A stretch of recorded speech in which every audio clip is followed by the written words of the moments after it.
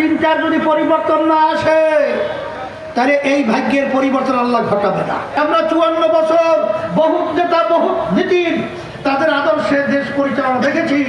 আর নয়, আমরা আশরাফুল আলমের হাত পাকা প্রতীকে ভোট দিয়ে দুনিয়াতে শান্তির ব্যবস্থা করব, আখিরাতে মুক্তির ব্যবস্থা করব ইনশাআল্লাহ। এদের পরিচালনা আমরা দেখেছি এদেশ থেকে টাকা পাচার করে বিদেশে বেগম পাড়া তৈরি করেছে। এখন নতুন ভাবে এরা আমাদের কাছে এসে ভোট নিয়ে ক্ষমতায় যে নতুন ভাবে আমাদেরকে কি আবার উপহার দিবে। যারা এই বোকার স্বর্গে বসবাস করে আমি সেই ভাইদেরকে বলবো, মা বোনদেরকে বলবো যে আপনাদের চিন্তার যদি পরিবর্তন না আসে তাহলে এই ভাগ্যের পরিবর্তন আল্লাহ ঘটাবে না।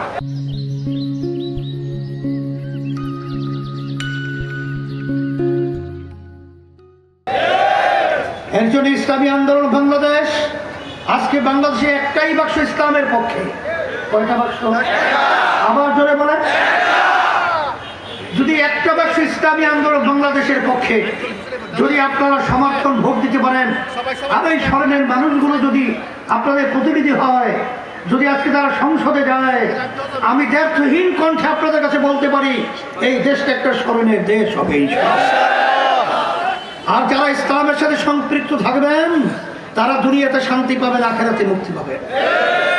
এই জন্য এই হোমনা এবং এই তিতাস, এই বিশেষ করে দুই উপজেলা থানার আমাদের সম্মানিত আমাদের যুগ্ম মহাসচিব আমাদের ইঞ্জিনিয়ার আশরাফুল আলম, আপনাদের এখানে আমরা প্রার্থী হিসেবে দিয়েছি।